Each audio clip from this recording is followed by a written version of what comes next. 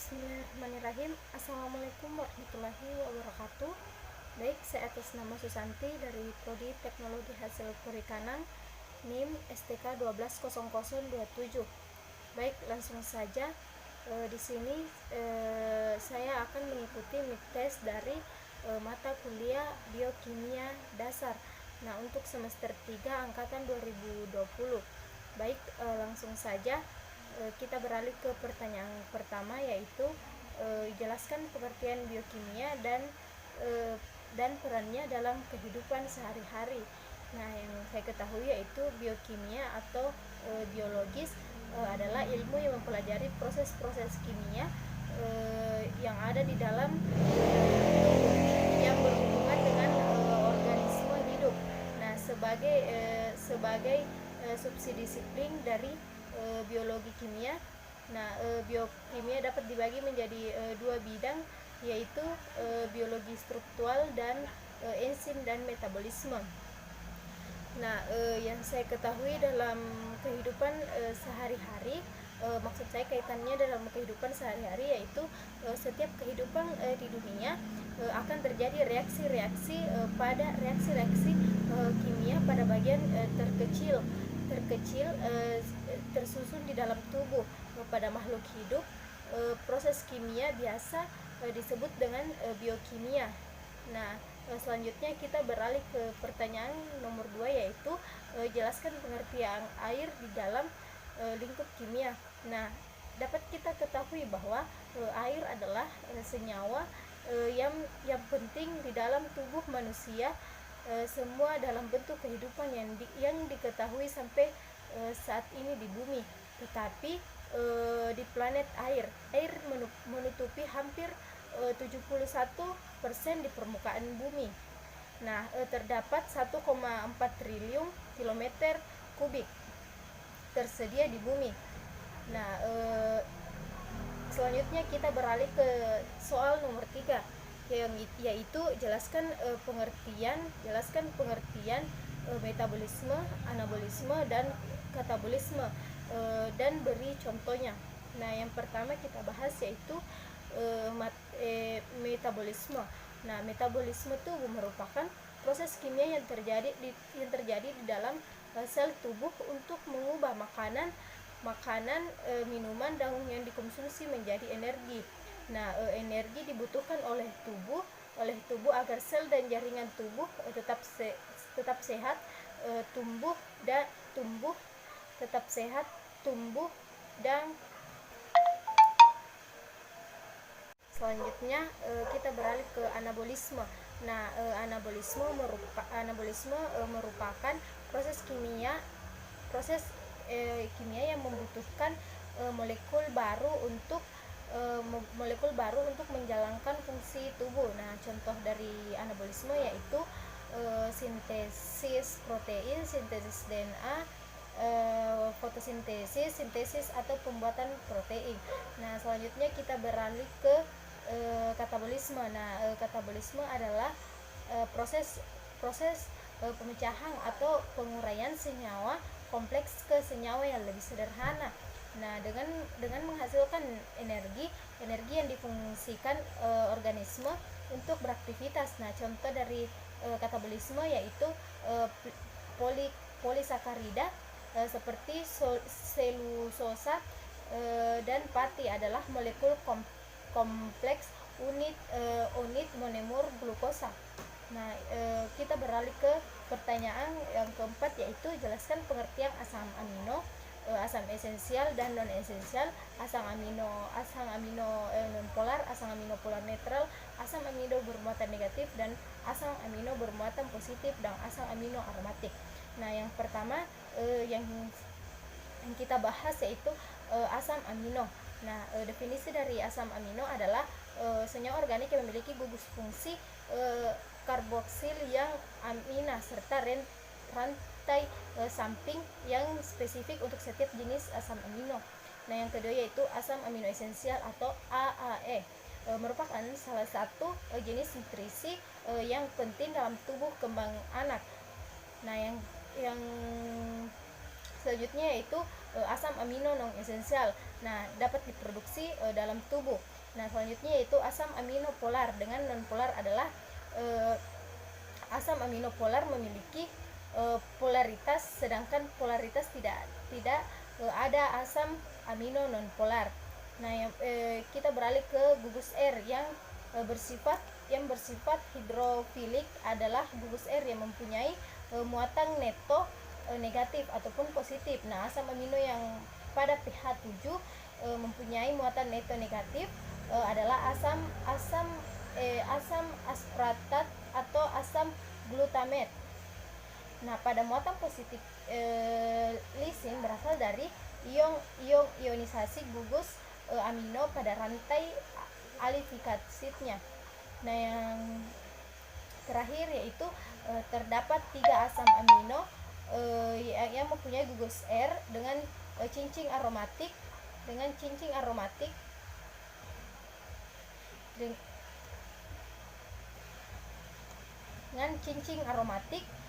yaitu fenilalanin, tirosen dan triptofan. Cincin aromatik bersifat relatif nonpolar dan dapat saling berinteraksi hidrofobic. Namun demikian tirosan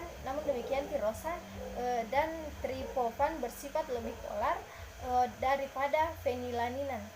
Selanjutnya yaitu kita beralih ke pertanyaan nomor 5, yaitu jelaskan pengertian protein dan struktur protein, yaitu primer, sekunder, tersier, kuarner. Nah, yang pertama yaitu protein. Nah, dapat kita ketahui bahwa protein adalah batu bata yang berperan besar dalam menyusun hampir semua bagian tubuh kita.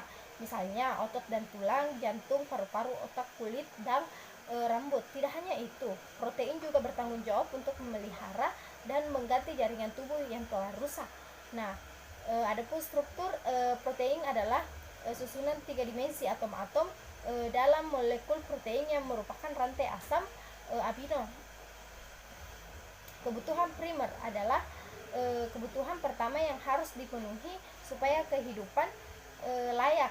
Kebutuhan sekunder adalah kebutuhan yang muncul setelah kebutuhan primer, sedangkan tersier adalah istilah sebelumnya untuk periode geologi dari 66 juta hingga 2,58 juta tahun yang lalu.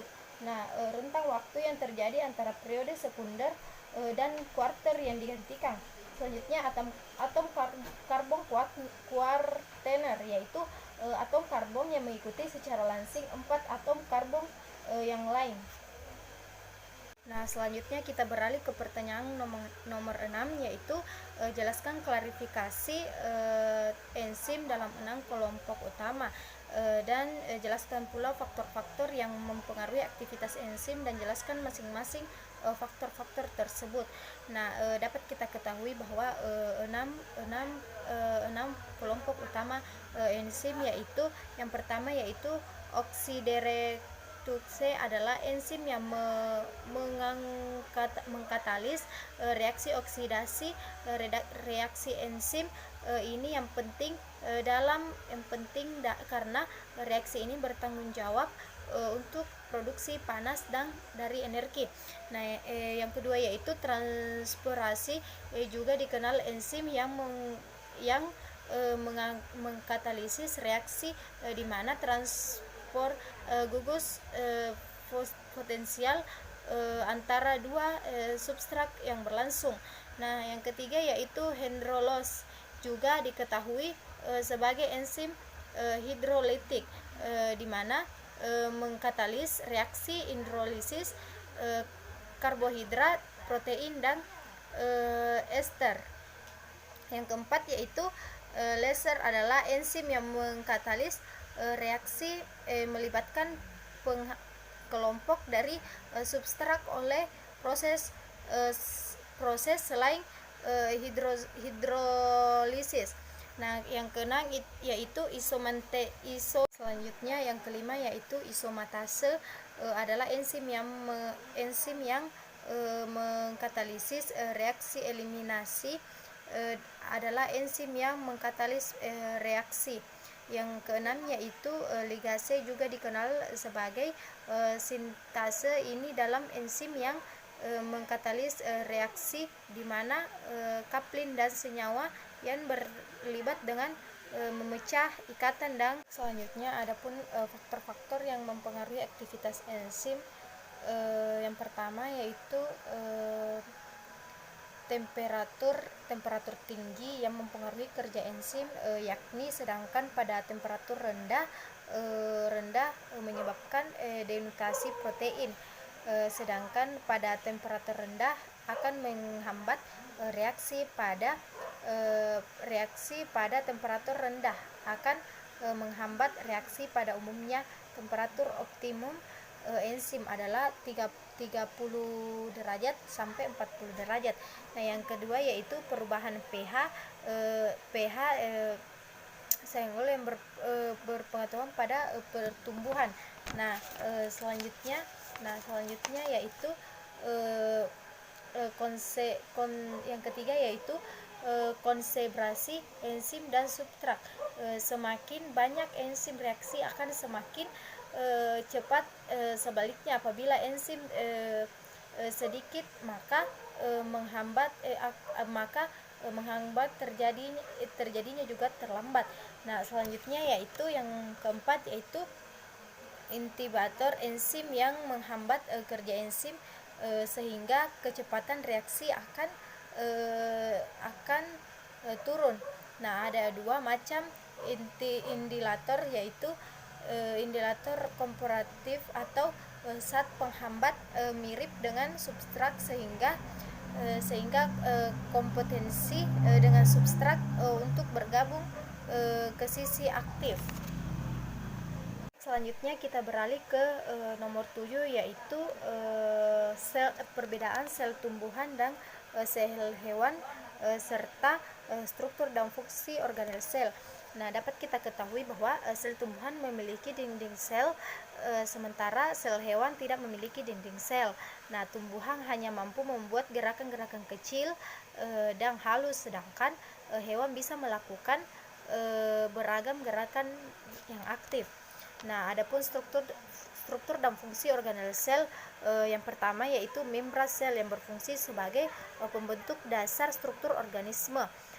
Membran sel merupakan komponen utama pembentuk struktur organisme. Nah, yang selanjutnya yaitu dinding sel adalah sebagai tempat energi dibuat seperti proses fotosintesis pada tumbuhan dan respirasi pada hewan. Nah, selanjutnya yaitu nukleus. Nukleus berfungsi sebagai pengendali seluruh kegiatan sel. Adapun strukturnya yaitu membran inti nukleus, plasma, kromatin dan nukleus. Nah, selanjutnya yaitu ribosom. Nah, ribosom ini berfungsi sebagai tempat terjadinya translasi atau pembentukan protein. Adapun strukturnya yaitu ribosom tersusun atas RNA dan protein. Nah, selanjutnya yaitu retikulum. Nah, retikulum endoplasma retikulum endoplasma bertanggung jawab untuk transpirasi protein dan karbohidrat untuk organel lain. Nah, organel lain yang meliputi ribosom, endoplasma untuk organel lain. Selanjutnya yaitu badan Golgi. Nah, badan Golgi berfungsi mengeluarkan sel amat erat, sedangkan lisososim berfungsi sebagai imunitas. Selanjutnya mitokondria yang berfungsi sebagai respirasi sel pada makhluk hidup. Selanjutnya yaitu perokasistem adalah organel yang terbungkus oleh membran tunggal dari lipid yang mengandung protein pencerap atau reseptor. Selanjutnya yaitu sentosom berfungsi aktif dan pembelahan sel yang hanya terdapat pada sel hewan. Selanjutnya yaitu vakuola. Nah, vakuola adalah organel sitoplasma yang berisi cairan dibatasi seliput tipis disebut xenoplasma. adapun gambaran umum metabolisme protein dalam makanan, yaitu protein dalam makanan ke asam amino, selanjutnya asam amino dalam darah ke asam amino dalam darah ke asam amino ekstrasel, selanjutnya senyawa N lain asam amino dalam hati atau ekstrasel ke asam amino dalam hati atau inti sel. Nah, asam amino dalam sel beralih ke protein dan asam keto. Selanjutnya asam amino dalam hati atau inti sel beralih ke senyawa N yang lain, selanjutnya ke asam keto, protein dan NH3. Asam keto selanjutnya ke siklus asam sirat, selanjutnya asam lemak. Nah, adapun definisi dari transminasi dan deaminasi. Nah, transminasi merupakan reaksi yang memindahkan gugus amina dalam asam amino Ka kata glutarate menghasilkan L-glutamat yang akan diproses lebih lanjut dalam reaksi deaminasi. Nah, selanjutnya yaitu deaminasi. Deaminasi adalah glumet plus NAD plus tambah H2O A karbohidrat. Glutamat mengalami deaminasi oksidasi yang menghasilkan ion NH4. Baik, adapun proses siklus urea yang pertama yaitu protein dalam makanan akan mengalami proses pencernaan hingga akhirnya berbentuk ke asam amino yang akan diserap di usus asam amino. Ini akan dibawa ke peredaran darah menuju ke hati untuk mengalami proses metabolisme yaitu katabolisme asam amino yang terjadi melalui transminasi dan deaminasi. Produknya hati berupa amino dalam kerangka karbon. Jika masih dibutuhkan amina, ini akan digunakan untuk membentuk asam amino yang baru. Namun jika tidak, maka akan dikeluarkan membentuk urea melalui urin. Proses ini terjadi dalam siklus urea. Sintesis asam amino selain diperoleh dari makanan terutama yang non esensial, itu bisa juga diperoleh dari jalur sintesis senyawa-senyawa antara baik itu pada glukosa maupun siklus asam sidrat. Nah, untuk translasi pada biosintesis protein yaitu transkripsi, proses penyalinan DNA menjadi RNA, di mana produknya yaitu 3 jenis molekul RNA yaitu rRNA, tRNA, dan mRNA. Adapun translasinya yaitu proses penjemahan molekul mRNA menjadi urutan asam amino yang menyusun protein.